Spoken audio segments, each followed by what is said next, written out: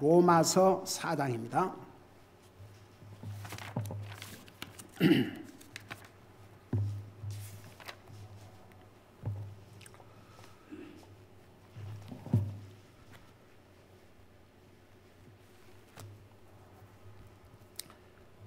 (1절에서) 5절까지 같이 읽겠습니다. 1절에서 5절까지 시작. 그러면 육체에 관한 한 우리 조상인 아브라함이 무엇을 얻었다고 우리가 말하리요? 만일 아브라함이 행위로 의롭게 되었으면 그 일에 대하여 자랑할 것이 그에게 있으려니와 하나님 앞에서는 없느니라. 성경 기록이 무엇라 말하느냐? 아브라함이 하나님을 믿음에 그것을 그에게 의로 여기셨느니라 하느니라. 이제 일하는 자는 품삯을 은혜로 여기지 아니하고 빚으로 여기거니와 일을 하지 아니할지라도 경건치 아니한 자를 의롭다 하시는 일을 믿는 자에게는 그의 믿음을 의로 여기시느니라. 아멘. 앉으시기 바랍니다. 지난번에 로마서 3장을 마무리하면서 우리 잠깐 로마서 3장 마지막 절을 보세요. 그런즉 우리가 믿음을 통해 율법을 헛되게 만드느냐? 결코 그럴 수 없느니라. 참으로 우리가 율법을 굳게 세우느니라. 제가 지난주에 그 갈라디아서 3장에 대해서 이제 찾아보진 않고 설명을 했지만 오늘은 그것을 같이 보면서 마무리를 하겠습니다. 여러분, 로마서 3장은 우리는 다 죄인들이고 모든 사람이 그 죄를 범해서 하나님의 영광에 이르지 못했다고 했습니다. 그런데 그런 우리가 율법을 범한 우리가 어떻게 의인이 될 수 있냐 이거죠. 그래서 칭의라고 하는 것은 하나님이 의롭다고 그렇게 여겨주시는 것입니다. 하나님이 의롭다고 이렇게 불러주시는 것입니다. 하나님이 의롭다고 선언을 하시는 겁니다. 여러분 보세요. 우리가 예수님을 믿고 구원받은 그 순간에 하나님 앞에서 우리가 의로운 자가 되었는데 우리는 여전히 죄의 속성을 가지고 있습니다. 만일에 우리가 구원받자마자 정말 그 의로운 자가 되어버렸다 그러면 우리 자신이 완전한 자가 되어버립니다. 그런데 아니거든요. 여전히 죄의 속성을 가지고 있습니다. 그래서 우리가 이제 주님을 영접하고 구원받은 다음에 우리를 하나님께서 의로운 자라고 선언해 주신 것입니다. 그러니까 이제 하나님께서 우리를 의로운 자로 선언해 주셨기 때문에 그 의로운 자라고 인정을 받은 그 위치를 정말 하나님 앞에서 의로운 자라고 선언함을 받은 우리가 의로운 자의 삶을 살도록 노력해야 되는 것입니다. 그게 이제 성화 과정입니다. 영어로는 sanctification. 그건 언제까지냐 그러면 그 기간은 하늘나라 갈 때까지입니다. 그럼에도 불구하고 성경은 우리가 예수님을 믿음으로 우리를 의롭다 하신다고 그랬습니다. 그러니까 그 믿음이 파워풀합니다. 여러분, 믿음은 세상을 이겼다고 그랬고, 그 다음에 여러분, 믿음이 없이는 주님을 기쁘게 할 수 없다고 하셨고, 이제 4장에서 배울 아브라함이 율법이 오기 전에 그의 믿음으로 말미암아 의롭다 함을 얻었다 그랬습니다. 그러면 이제 여러분, 그 유대인들에게는 이게 아무래도 이게 참 이해하기가 어렵습니다. 그러면 도대체 율법이 무슨 소용이 있느냐? 그럼 이제 율법은 아무 소용도 없고 믿음은 결국은 율법을 다 쓸모없게 만드는구나. 그러니까 특별히 유대인들에게 그런 질문이 나올 수밖에 없었습니다. 그러니까 그들에게 많은 설명이 필요했어요. 제가 이게 전도하다 보면은 한국 사람들요, 솔직히 말해서 미국 사람에게는 로만서 로드가 통하는데, 로만서 로드란 게 4가지 로마서에서 우리가 죄인이라는 거, 죄로 말미암아 죽어서 지옥 간다는 거, 근데 우리의 죄값으로 예수님이 죽어주셔서 4번째 죽으셨어요. 그러니까 우리는 우리의 죄값으로 죽으신 예수님을 믿음으로 구원받는다는 게 이게 로마서 로드입니다. 그러니까 왜 그런 말이 생기냐면 이 로마서 한 권에 우리 인생을 구령할 수 있는 그 방법, 우리 인생이 구원받을 수 있는 그 방법이 다 그 로마서에 있거든요. 근데요, 지난번에 탕디 성사님께서 오셔가지고 설교하시면서 그 몽족, 그 땅에 사는 사람들도 절대 로마서 로드 그것 갖고 안 된다는 거. 도대체 하나님이 누구며 이 세상이 어떻게 창조됐으며 사람이 어디서 왔으며 이것부터 설명을 해야 로마서 로드는 이제 기본적인 것이 다 설명된 다음에 제일 마지막으로지. 근데 여러분, 그들만 그런 게 아니에요. 한국 사람들도 다 교회 다닌다고 하면서 뭐 안수 집사라 그러고 장로라 그러고 오 주여, 심지어는 한 목사 목회 초창기에 자기가 목사라고 그래서 그럼 목사님은 언제 구원받으셨습니까? 그러니까 그 질문에 대한 대답을 하고 미국 사람들은 꼭 그렇게 묻대요. 그러면서 그걸 어떻게 사람이 아냐 이거지요. 하나님이 아시고 그 사람의 행위를 봐야지 어떻게 압니까? 그래서 그래요. 그럼 에베소 2장 8절 9절에 보면 제가 지금 목사님이라고 그러시니까 목사님이 하신 말씀 그 답을 성경으로 답을 하죠. 에베소 2장 8절 9절에 의하면 8절에서 너희가 그 은혜를 인하여 믿음으로 말미암아 구원을 받았나니 이것이 너희에게서 난 것이요 아니요 하나님의 선물이라. 그 다음에 9절에서 이는 행위로 말미암지 않으니 이는 누구든지 자랑하지 못하게 함이니라. 그러면 그게 뭡니까? 그럼 목사님 생각에는 목사님의 행위를 보았을 때 아, 내가 이 정도면 목사가 돼도 되겠구나. 그래서 목사님 되셨습니까? 그럼 이 성경이 뭡니까? 그러니까 딱 그때부터 그 목사님 말씀이 옳긴 옳습니다. 그러지만 대부분의 한국 교회가 이런 식으로 안 가르치기 때문에 목사님만 홀로 이러고 다니시면 엄청난 도전이 있을 것입니다. 그러나 속으로 도전하십시오. 이제 겉으로 그랬지만 속으로 그랬죠. 그러면서 더 이상 얘기를 하려고 그러더라고요. 근데 이제 이 양반이 그 목회자 협의라는 게 있습니다. 제가 이제 교회를 딱 시작했는데 그 연락이 많이 왔어요. 이제 광고를 내고 우리가 교회를 시작한다 이렇게 알리니까 그 목회자 협의회에서 자기 그게 조인하라고 전화들이 굉장히 많이 왔어요. 근데 조인할 수가 없죠. 목사라고 해서 다 구원받은 목사도 아니고 여러분 심지어는 예수를 믿는다고 해도 교리가 다르면요 같이 하나가 될 수 없어요. 한 스피릿이 아니면 안 돼요. 그래서 성경의 교리를 그렇게 강조한 이유가 교리적으로 틀리면요 하나가 될 수 없습니다.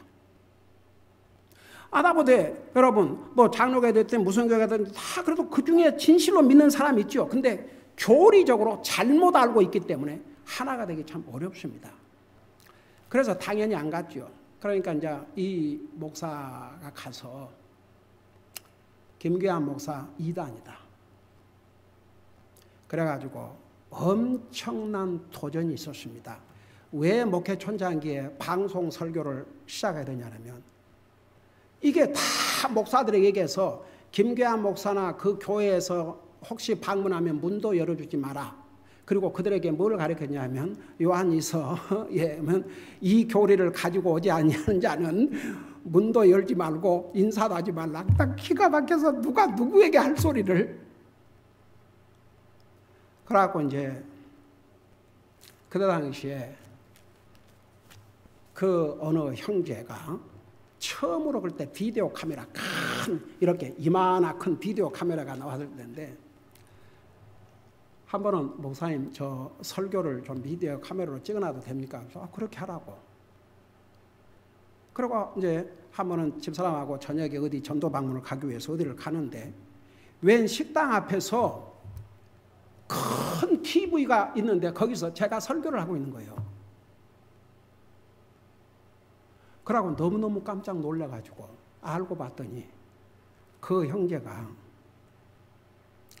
이런 좋은 말씀을 정말 나라도 어디 갖고 식당 앞에서라도 그래갖고 식당 주인에게 돈을 줄 테니까 그 아울렛 좀 쓰자고 그러고 자기 밴에다가 그 TV를 올려놓고 그 비디오 테이프를 넣어서 그 들어가고 나가는 사람에게 그걸 듣도록. 제가 집사람하고 차에서 그 형제의 그 모습을 보면서 교회에 나가서 무릎을 꿇었습니다. 하나님, 이렇게 바른 복음을 전해주니까 이단이라고 하니 어떤 방법으로 이 살아계신 주님의 진짜 참 복음을 전해야 되겠습니까? 그래갖고 온 성도들이 기도하기 시작했어요. 그래가지고 그 방송 이제 설교를 하면 그래도 많은 사람이 들으니까 그때는 지금 뭐 유튜브 뭐 이런 시대가 아니지 않습니까? 그러고 방송을 컨택을 했는데 자기들이 직접 와서 촬영을 하면 엄청난 돈이 들고 그 대신 우리가 테이프로 그걸 해오면 자기들이 그 시간당 얼마를 받고 할 수 있다. 그러려면 그 방송 프로페셔널 장비를 구해야 된다고 하는데 그때 당시에 그때 사용했던 그 방송에서 사용했던 그런 그 프로페셔널 그 큰 카메라 제 사무실 아직도 있어요. 다른 건 다 쓸 수가 없는데 그래도 그것은 근데 미니멈 2만 5천 불이 든다는데 교회 시작한 지 얼마 안 돼가고 근데 하나님께서 역사하시니까 그때 그 교회 멤버들이 정성을 다해서 헌금을 해가지고 방송 장비를 구했어요. 근데 이제 그것을 마이 굿니스 그걸 그 방송에서 사용하는 테이프 이렇게 크게 생겼어요. 거기다가 이제 에디팅을 해서 보내야 되는데 팔 사람이 있어야죠. 근데 하나님께서 딱 그 상황에서 어떻게 연결을 해가지고 어떤 사람이 한국에서 미국 오기 전에 KBS 방송국에서 자기가 에디팅하는 그 일을 했는데 그 사람 믿는 사람이 아닌데 목사님 도와드리겠습니다. 그러고 토요일 아침에 그 첫 방송이 나갔는데 우리 성도들은 그 다음에 우리 교회 나오는 성도들은 한 사람도 차지를 안 했어요. 다 대기하고 있었죠.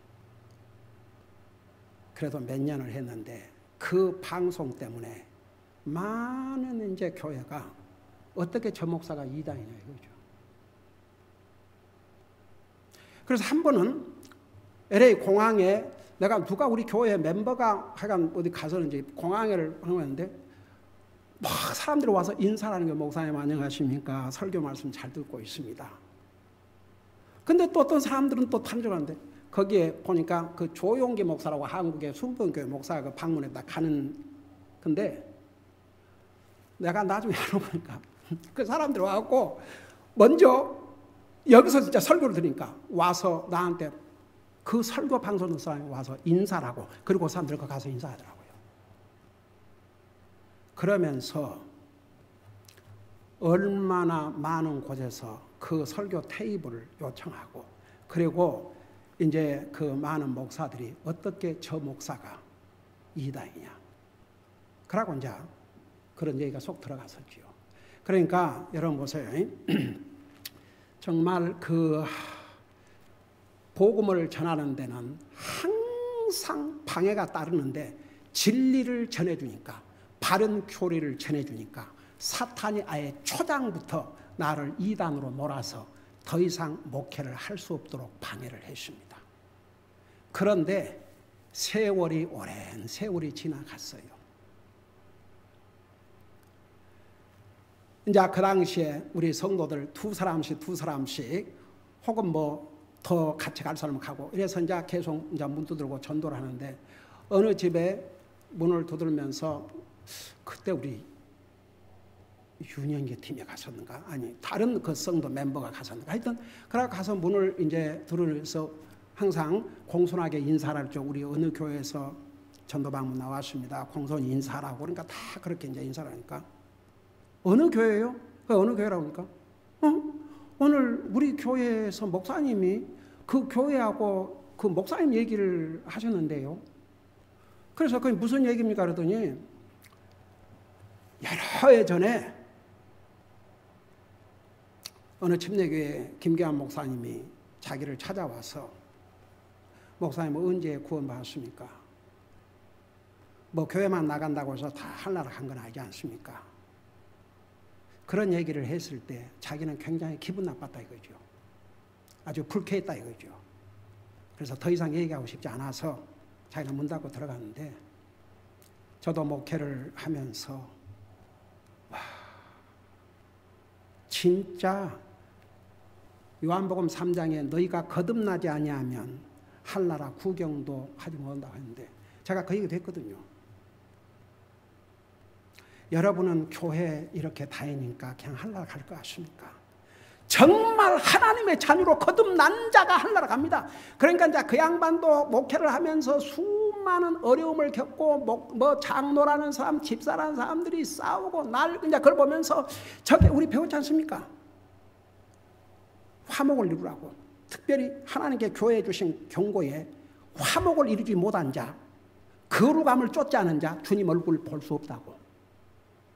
그러니까 진짜 깨달은 거예요, 이제. 그래가지고, 그러니까 목사가 변해야 됩니다. 그래갖고 이제 그 교회에 가득히 살면서 김계환 목사님 말이 옳았다. 성경대로. 그러다가 또 많은 세월이 지나고 그 양반을 만나게 됐어요. 아이고 목사님 얼마나 반갑든지. 아이고 목사님 그러면서 아이고 목사님도 이제 늙으셨네요.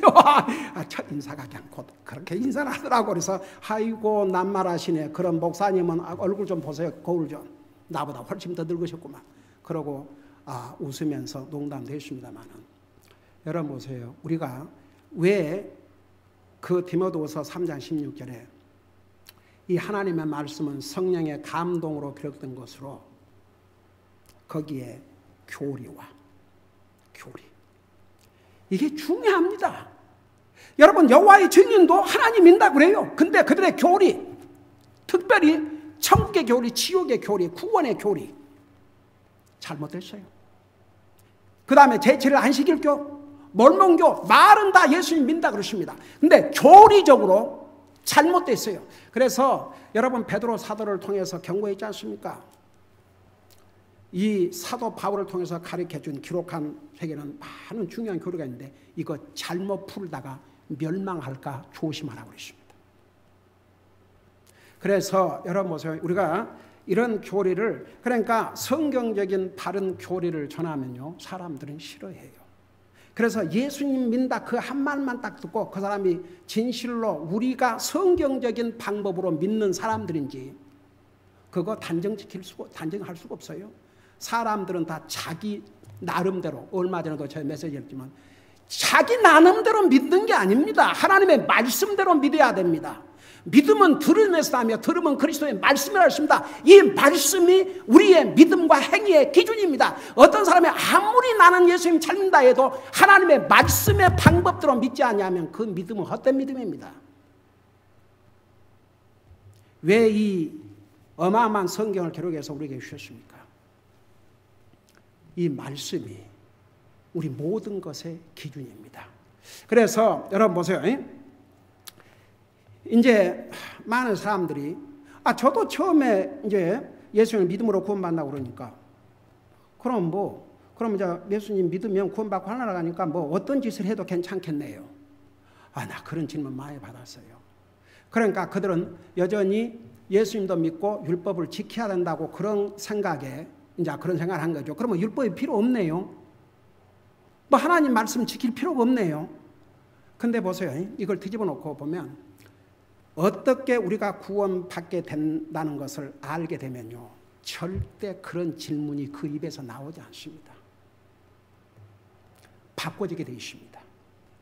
와, 나 같은 죄인이 하나님의 은혜로 구원받고 이제는 하나를 하는구나. 나를 이렇게 구원하시기 위해서 모든 것을 희생하신 내 주님을 내가 어떻게 섬기고 살고 이렇게 바꿔지죠. 그런 질문 하지 않게 되어 있습니다.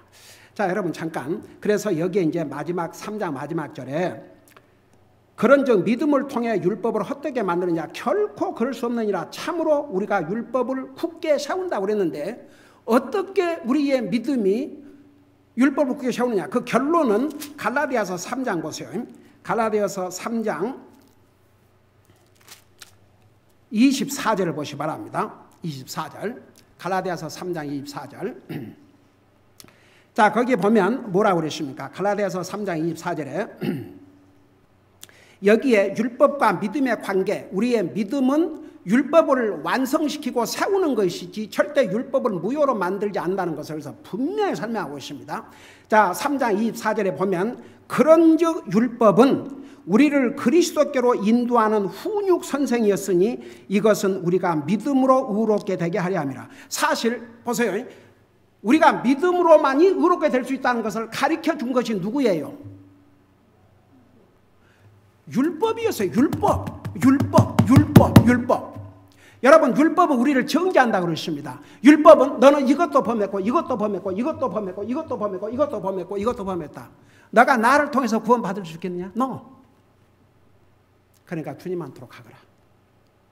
그래서 도리어 율법은 우리를 예수님께로 인도를 해서 예수님을 통해서 구원받고 의롭다함을 얻도록 도와주는 역할을 했습니다. 그래서 결국 믿음은 율법 때문이에요. 한 쉬운 예로 보세요. 율법은 거울과 같은데 하나님 말씀은 거울 같아요. 야고보서 1장에. 우리 얼굴을 우리가 달고 다니면서도 우리 얼굴에 뭐가 묻은 것을 우리 혼자 알 수 없어요. 누군가 얘기해 주든지 사람 얘기해 주든지 아니면 거울을 통해서 그래야 어디가 뭐 묻은 줄 알고 치우지요.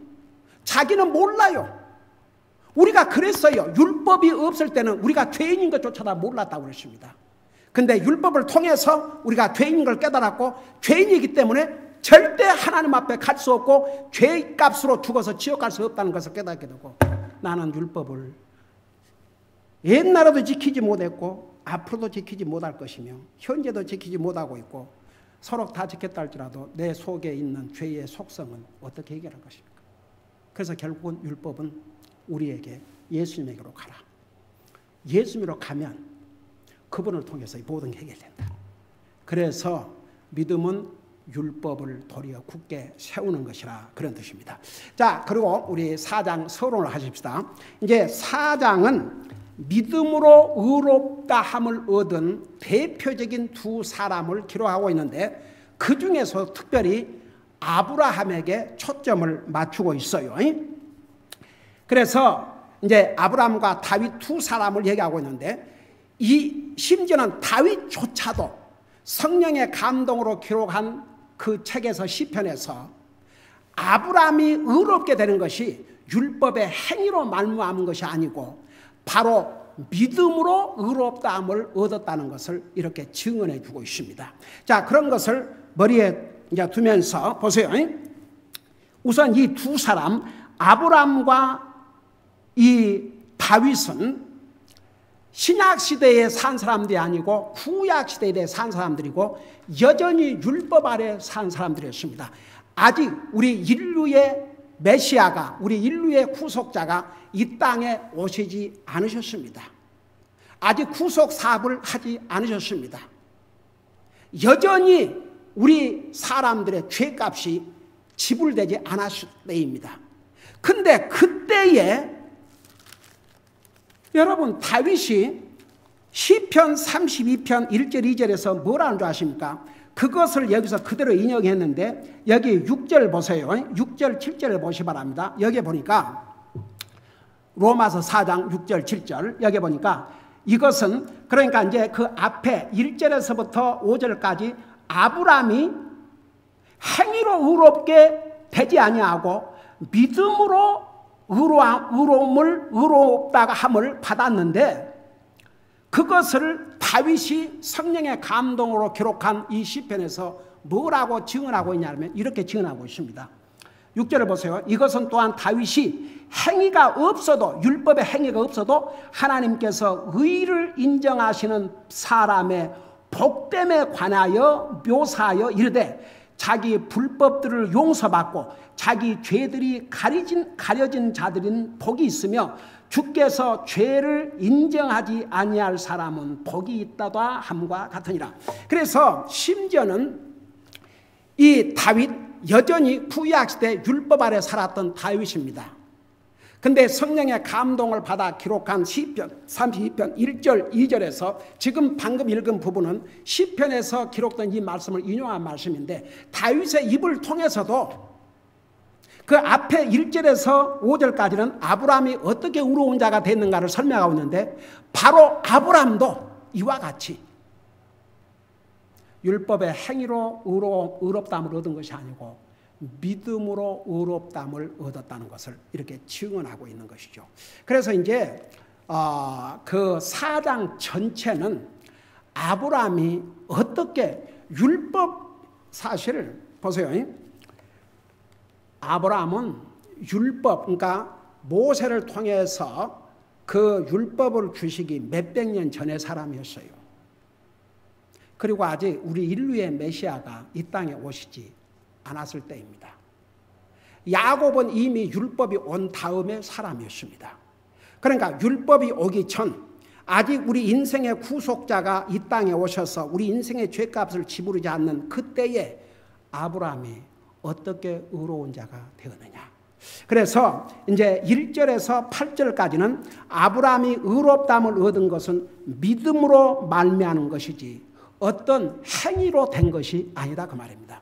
여기에 이제 여기에 율법의 행위란 말, 그 율법이란 말이 없는데, 이 아브라함 시대 때는 아직 율법이 오기 전이거든요. 그러니까 그 사람의 행위, 칸닥, 그것으로 된 거 아니라 이거죠. 가령 예를 들어서 율법이 오기 전에도 아브라함이 무슨 선한 행위를 하고 뭐 의로운 행위를 해가지고 의롭다함을 얻은 것이 아니고 전혀 믿음으로 의로운 자가 됐다 이거죠. 그래서 1절에서 이제, 그러니까 1절에서 8절까지는 아브라함이 의롭게 된 것은 어떤 그의 행위로, 선한 행위로 된 것이 아니고 믿음으로 의롭다함을 얻었다. 그 표현을 이제 그 내용을 1절에서 5절까지 말씀하고 있는데, 거기 보니까 그리고 이제 다음 절 마지막 절까지도 더 자세하게 구체적으로 아브라함이 어떻게 의롭다함을 입었는가를 자세하게 설명하고 있습니다. 우리 1절, 2절 보십시다. 그러면 육체에 관한 한 우리 조상인 아브라함이 무엇을 얻었다고 우리가 말하리요? 만일 아브라함이 행위로 의롭게 되었으면 그 일에 대하여 자랑할 것이 그에게 있으려니와 하나님 앞에서는 없느니라. 만일 아브라함이 자기 어떤 행위로 의롭다함을 받았다 그러면 자랑할 것이 있지만 하나님 앞에는 자랑할 것이 없다 이거예요. 행위로 의롭다함을 얻은 게 아니니까. 그리고 나서 3절에 성경 기록이 무엇라 말하느냐? 아브라함이 하나님을 믿음에 그것을 그에게 의로 여기셨느니라 하니라. 이게 이제 창세기 15장 6절에 있는데 다음 줄에 계속 할게요. 여기에 이제 뭐라고 말씀하고 있는지, 아브라함이 하나님을 믿으니까 그 믿음을 그에게 의로 여기셨다 그랬습니다. 그래서 이제 4장은 특별히 아브라함이 어떻게 하나님 앞에 의로운 자라 칭함을 받고 의로움을 얻는 자가 됐는지를 자세하게, 아주 디테일하게 설명하고 있습니다. 기도하십니다. 사랑의 아버지 하나님, 은혜와 사랑을 감사드립니다. 우리를 구원하시고 오늘도 이 중요한 성경적인 교리를 배울 수 있게 해주셔서 감사드립니다. 율법이 오기 전에도 율법 후에도 우리 주님께서 아직 우리 인생의 구속 사업을 마치지 않은 구약시대 때도 여전히 하나님께서 사람을 의롭다 하신 것은 그들의 행위나 율법의 행위가 아니고 그들의 믿음 때문이었다는 것을 이렇게 말씀하고 있습니다. 계속 4장을 배워가면서 정말 우리가 의롭게 된 것이 우리의 율법의 행위나 어떤 우리의 선한 행위 때문에 된 것이 아니고 전혀 주님의 은혜라는 거 우리 잊지 말게 하여 주시옵시고, 항상 이 주님을 사랑하고 이 주님을 위해서 사는 우리 삶이 되게 하여 주시옵소서. 감사합니다. 사랑합니다. 예수님의 이름으로 감사 기도드리옵나이다. 아멘.